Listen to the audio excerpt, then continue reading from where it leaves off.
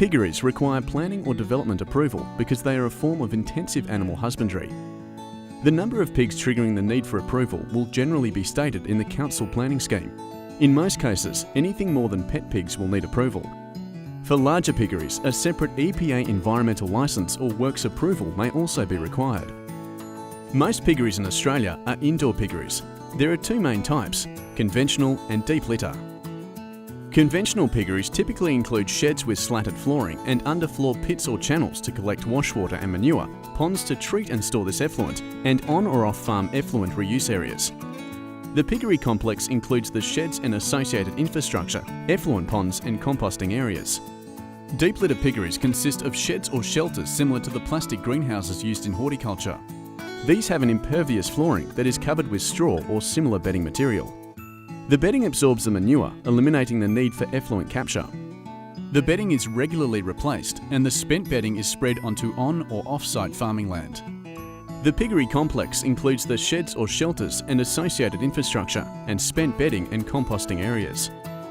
Indoor piggeries have the potential to cause amenity nuisance, land degradation and impacts to surface water and groundwater quality if poorly sited, designed or managed. Adopting the best practice siting, design and management recommendations in the National Environmental Guidelines for Piggeries will mitigate the risks. When you receive an inquiry about a piggery proposal, following these steps will ensure a smoother planning process. Step 1. Check the planning scheme to confirm that piggeries are a permissible use in the zone. Identify any planning constraints, referral agencies and application requirements. Not all zones allow for the operation of a piggery. The planning scheme will identify zones where pig keeping is allowed.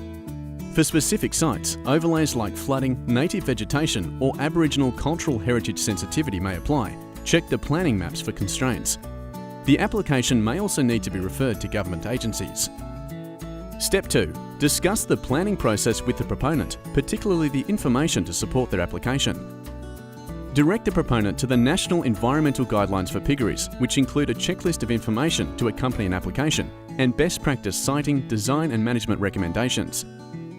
Advise them that other practical environmental management tools, including an environmental management plan template and a nutrient balance calculator, are available on the APL website. Encourage proponents to engage an experienced consultant to guide them through the process and to collate the information to support their application. Proponents may consider seeking APIC certification. APIC is the pig industry's voluntary quality assurance program. Participants implement systems and processes to address on-farm risks, and an annual independent audit is used to demonstrate and verify ongoing compliance with the APIC standards.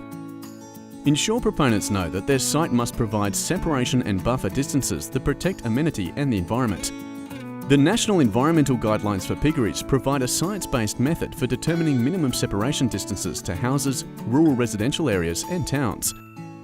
Minimum fixed buffers from the piggery and reuse areas to sensitive land uses and water resources also apply. The planning scheme may specify further requirements. To protect biosecurity, APL recommends that new operations provide a minimum buffer of at least 3 kilometres from existing piggeries. Consultation with a specialist pig veterinarian is also recommended. Step 3. Suggest that the proponent organise an on-farm meeting with council and referral agencies so site conditions and the proposal can be better understood. Encourage the proponent to consult with any referral agencies early in the planning process. Also, recommend that they discuss their plans with nearby landholders. Step 4. When the application is lodged, assess it against the planning scheme and the National Environmental Guidelines for Piggeries. The National Environmental Guidelines for Piggeries detail best practice siting, design and operational guidance. Seek technical advice if unsure. Step 5. Confirm that notification and referral requirements have been satisfied and consider submissions. Step 6. Make your determination and recommendations for conditions. The National Environmental Guidelines for Piggeries will be useful for setting suitable, site-specific conditions.